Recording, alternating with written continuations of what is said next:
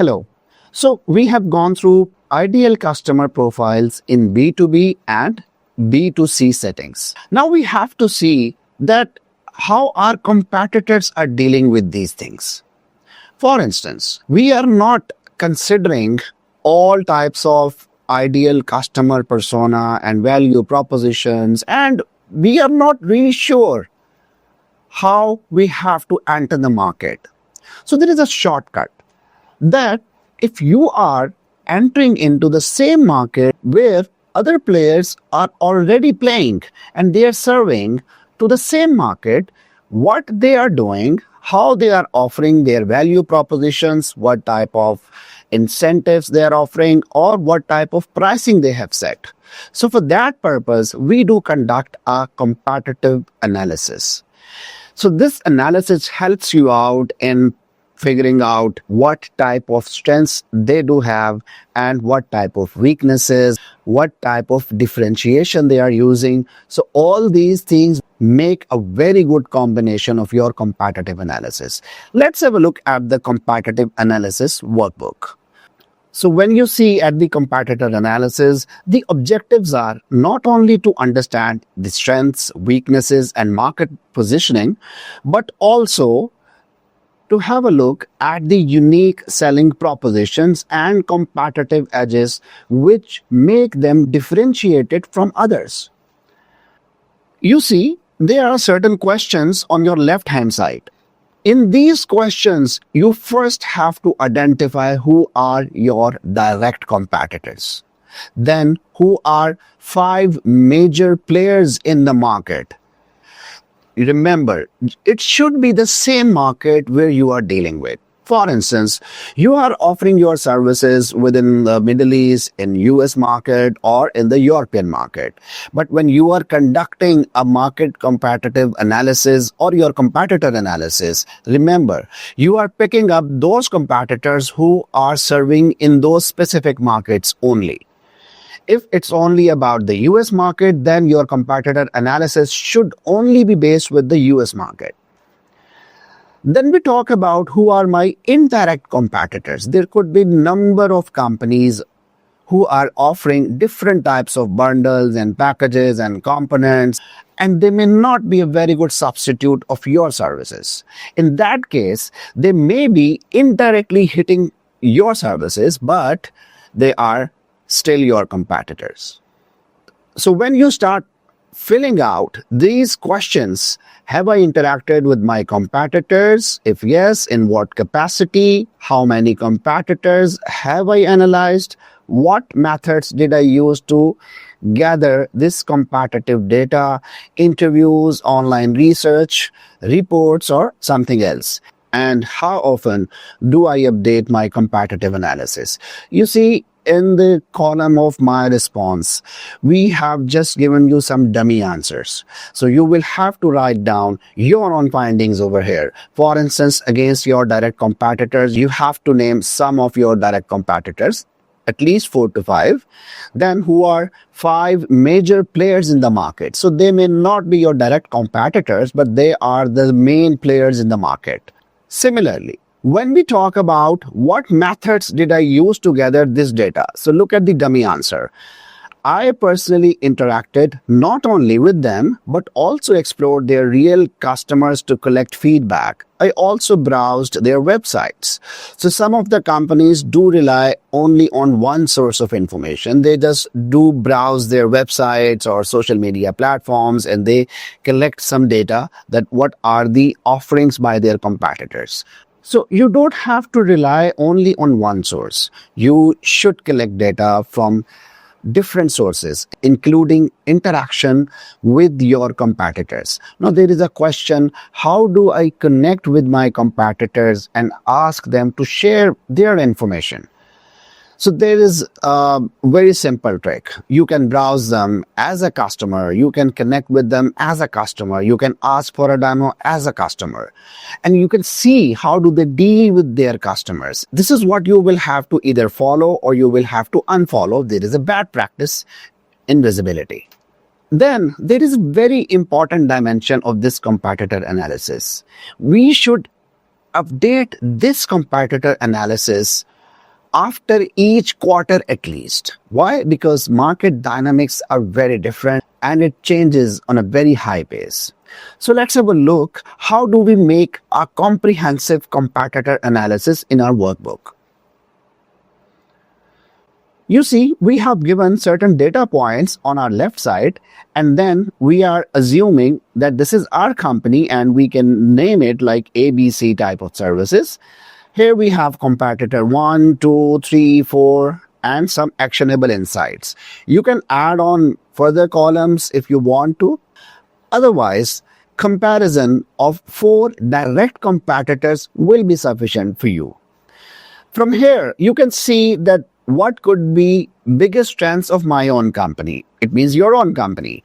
And then you are analyzing some competitors' best strengths, like they are very good in pricing, or they are having a wide range of those services which you are offering, or they have a pretty good diverse pool of experts on their board, or something like that. So similarly, we will be evaluating the same things for the other competitors 2, 3, and 4. So you see, by the end of all these columns, there is an actionable insight column.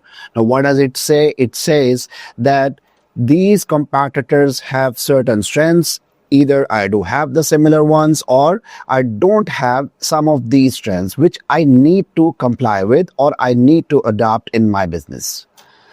Then there are biggest weaknesses, what we notice in our competitors.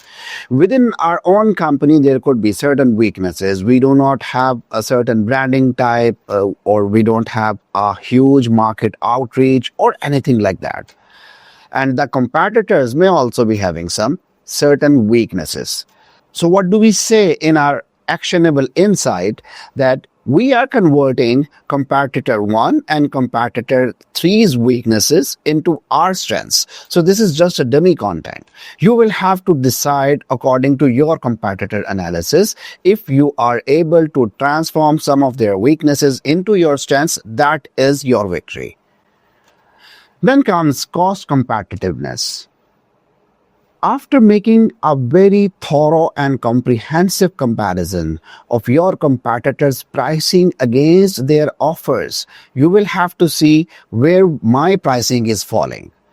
So as an actionable insight, you can also decide whether we are 15% expensive than competitor 4 or 3 or 2, but 10% cost effective compared to competitor 1 or someone else. And my actionable insight might be that I will have to reduce my or increase my price according to competitor ABC. Similarly, there are some differentiating factors like USPs, what we just talked about. Then there are core offerings and value propositions. So now try to understand the difference between core offerings and value propositions. We will have a very exclusive and specialized session on value propositions. They are not similar, just like core offerings.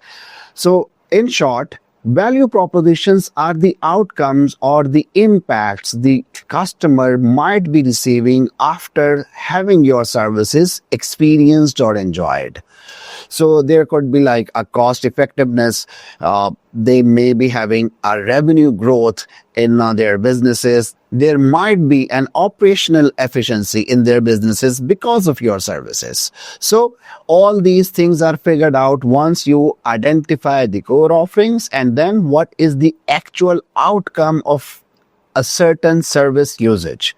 So after utilizing competitors' services, what are the value propositions which they are offering to their customers? Similarly, we will have to replicate the same thing on our own business.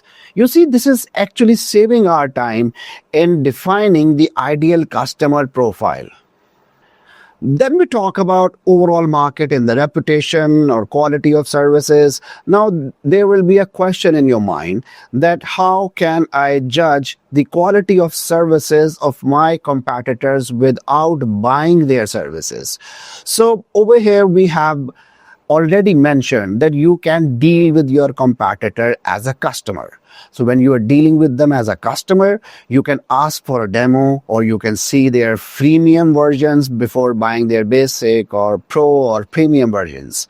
So in that particular area, you can have some idea what type of quality they are actually producing. And you can make a quality rank scale just to decide whether they are falling in between 3 or 4 or 1, and where do you yourself fall in. So that will be giving you a very good comparison whether you are up to mark in the market or you are far below or above average. You also can see customer ratings and reviews, where people are just evaluating them and giving them some stars or just grilling them down in the market. Then what type of effective customer support they are providing, then information and ease to access on their website. Most of the companies do neglect this part, and they think this is presumed that the customer has all the sufficient data and information to acquire our services. And that's a very wrong perception. We will have to see how our competitors are actually displaying or disseminating their business relevant information for the customers. Either it's on their website, on some WhatsApp channels, or some YouTube tutorials, or whatever it is. So once we figure it out, we can also comply the same thing on our own digital platforms or even print media. There could be a lot of unique functions and features held by each competitor by name. And then there could be some matching features or some non-matching features among all the competitors. So according to your industry, your market, you will have to name them over here so that you can see which one you need to adopt or which one you have to just pass on. Then there are service guarantees or customer onboarding time. Complications in onboarding process. That's again the similar thing when you try to buy a demo service or you just connect with them and ask them to, all right, I'm your customer. Let me know how I have to proceed. So look at their response time. Look at the formalities they get you engaged with. Look at the process. So all these things define whether you have to follow these practices or not. And are these acceptable in the market or not? Then their location, years in business, and sales channels. And sales channels obviously means that whether they are selling through website, through some app, through some landing pages or something like that. So these all things are giving you a comprehensive review of your competitive analysis. It's really not necessary that you have to fill all these fields and columns and rows. As much information as available over here in these cells, it will be giving you a very good positioning and mapping of your strategies so that you could see how the competitors are dealing in this market, who have spent a lot of money on their customers, on their systems, on their offerings and everything. So you need to avoid all these costs and you just see to analyze them and then see whether these are replicable or these are avoidable, which I need to follow according to my business requirements. So this competitive analysis will give you a very quick review of your proposed value propositions, your offerings, your pricing, your positioning, through what channels you will have to market yourself, where your customers will be available, in which industries you will have to pitch yourself. Everything can be there once you conduct this comprehensive competitor analysis. Thank you so much.